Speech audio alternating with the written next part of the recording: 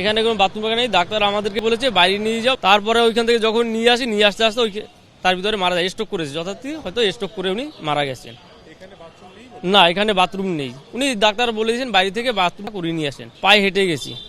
তো সেখানে তো ডাক্তারের বলা ছিল তাহলে এখানে একটা ট্রে নিয়ে যাও বা কেরোসিন নিয়ে যাও, সেটা কিছুই বলেনি।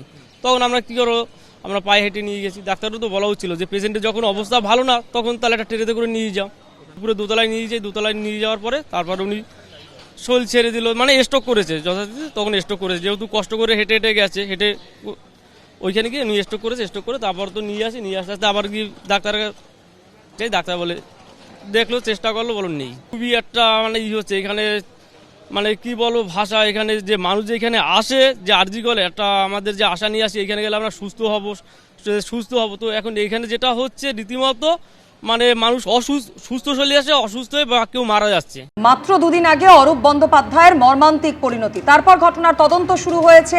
ইতিমধ্যে ফরেনসিক বিশেষজ্ঞরা, হোমিসাইড শাখার আধিকারিকরা তারা ঘটনাস্থলে গিয়েছেন। কিন্তু তারপরও প্রশ্ন উঠছে যে এই ঘটনাগুলোর পরও নজরদারি কি ফিরেছে, সচেতনতা কি বেড়েছে, হাসপাতাল কর্তৃপক্ষের তরফ থেকে কোনো রকম তৎপরতা কি চোখে পড়েনি। তার কারণ আজকের যে ঘটনা, যেখানে চিকিৎসা করাতে এসে এক প্রৌঢ়ের মৃত্যুর অভিযোগ করেছে পরিবার। বুকে ব্যথা, শ্বাসকষ্ট এবং নাক দিয়ে রক্ত বের হওয়ায় প্রৌঢ় বিশ্বজিৎ সামন্তকে আনা হয়েছিল আরজিকর হাসপাতালে। চিকিৎসার পর তাকে শৌচাগারে নিয়ে যাওয়ার প্রয়োজন হয়েছিল এবং তারপর পে অ্যান্ড ইউজ টয়লেটে তাকে নিয়ে যেতে হয়, সেখানেই তার মৃত্যু হয়েছে, এমনটাই অভিযোগ করছেন পরিবাররা। আর এই ঘটনায় অস্বাভাবিক মৃত্যুর অভিযোগে মামলা রুজু করে তদন্ত ইতিমধ্যেই শুরু করেছে চালা থানার পুলিশ। মৃতের স্ত্রী ঠিক কি অভিযোগ করেছেন শোনাবো।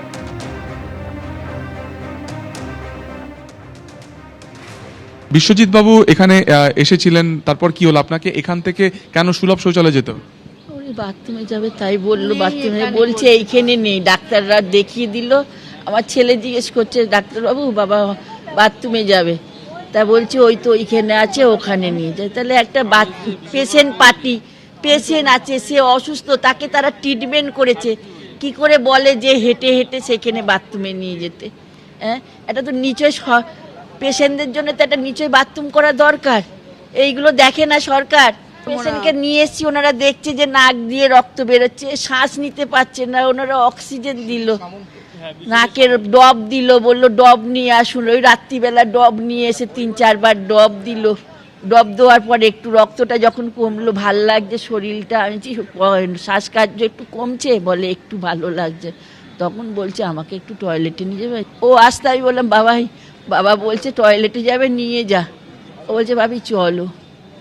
তা ও বলছে মা পয়সা দাও। ওখানে তো পয়সা দিয়ে, তা ও ডাক্তারকে বলছে ডাক্তারবাবু বাবা তো বাথরুম করবে, কোথায় নিয়ে যাব? বলে ওই তো ওই বাইরে নিয়ে যাও। তা একটা অসুস্থ মানুষ এতটাই হেঁটে গেছে, দোতলায় উঠেছে, সে কি আর থাকতে পারে?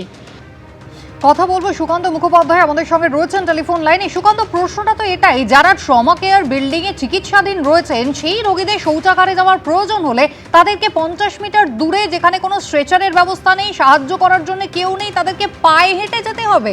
সুলভ শৌচালয়, তাও আবার গোটা বিল্ডিং এ কোনো শৌচাগারের বন্দোবস্ত নেই। একেবারে দেখো, এই ট্রমা কেয়ার বিল্ডিং এ আমরা জানি যে দুদিন আগে যে চরম অব্যবস্থার শিকার হয়ে একজনের মৃত্যু হয়েছে, তখনও কিন্তু দেখা গেছে অরূপ বন্দ্যোপাধ্যায় তার ছেলেকে নিয়ে ফার্স্ট ফ্লোরে ওটির জন্য অপেক্ষা করছিলেন এবং সেই সময় তার শৌচালয়ে যাওয়ার প্রয়োজন বোধ করলে তাকে বলা হয়েছে 4th ফ্লোরে যেতে। অর্থাৎ ফার্স্ট ফ্লোরে কোনো রকম কিন্তু শৌচালয়ের বন্দোবস্ত নেই বলেই পরিবারের অভিযোগ ছিল এবং 4th ফ্লোরে যেতে গিয়ে লিফটটি ম্যাল ফাংশন করে এবং নিচে এসে তারপর সেই মর্মান্তিক মৃত্যু হয়। আজকের ক্ষেত্রেও যে কিশোরপাড়ার বাসিন্দা বিশ্বজিৎ সামন্ত, তিনি গ্রাউন্ড ফ্লোরে অপেক্ষা করছিলেন এবং তার পরিবার যেটা বলছিলেন যে অত্যন্ত এমার্জেন্সি অবস্থা তার ছিল, তার নাক থেকে রক্ত বেরোচ্ছিল, তার শ্বাসকষ্ট হচ্ছিল এবং সেই সময় তার যখন শৌচালয়ে যাওয়ার প্রয়োজন বোধ করেন তখনও কিন্তু তাকে বলা হয় যে বাইরে যেতে। অর্থাৎ গ্রাউন্ড ফ্লোরেও তার মানে তেমন কোনো ব্যবস্থা নেই বলে কিন্তু পরিবার বলছে এবং অব্যবস্থার একটা অভিযোগ তারা তুলছেন। এবং তারপর দেখা গেল যে 50 মিটার তিনি পায়ে হেঁটে গেলেন ওই ট্রমা কেয়ার থেকে বেরিয়ে সুলভ শৌচালয়তে এবং তারপরে কিন্তু তার সেখানে তিনি অসুস্থ হয়ে পড়লেন এবং তারপরে তাকে ফিরিয়ে আনতে কিন্তু তাকে মৃত বলে ঘোষণা করা হয়। ফলত এখান থেকে একটা বিষয় যেটা সামনে আসে যে ট্রমা কেয়ারের মতন একটি বিল্ডিং, যেখানে মূলত এমার্জেন্সি পেশেন্টরা আসে, মুমূর্ষ রোগীরা আসে, তাদের শৌচালয় যাওয়ার প্রয়োজন বোধ করলে তাদের কিন্তু কোনোভাবে শৌচালয়ের বন্দোবস্ত বিল্ডিংয়ে নেই, তাদেরকে অনেকটা দূরে গিয়ে pay and use toilet use করতে হয়। ঠিক এখান থেকেই কিন্তু পরিবারের যেটা অভিযোগ যে চরম অব্যবস্থা রয়েছে। পরিকাঠামো নিয়ে যে বারবার প্রশ্ন উঠেছিল আর.জি.কর হাসপাতালকে কেন্দ্র করে, বিশেষ করে ট্রমা কেয়ার বিল্ডিং কে কেন্দ্র করে, কারণ এখানে মূলত এমার্জেন্সি পেশেন্টরা আসে, ফলত তাদের টেক কেয়ার করার জন্য, তাদের শৌচালয়ে যাওয়ার জন্য যে কোনো আদৌ ব্যবস্থা নেই, তা কিন্তু আরো একবার প্রমাণ হলো বিশালপাড়ায় এই বিশ্বজিৎ সামন্ত মৃত্যুর পরিপ্রেক্ষিতে। একেবারে এবিপি আনন্দ, এগিয়ে থাকে, এগিয়ে রাখে।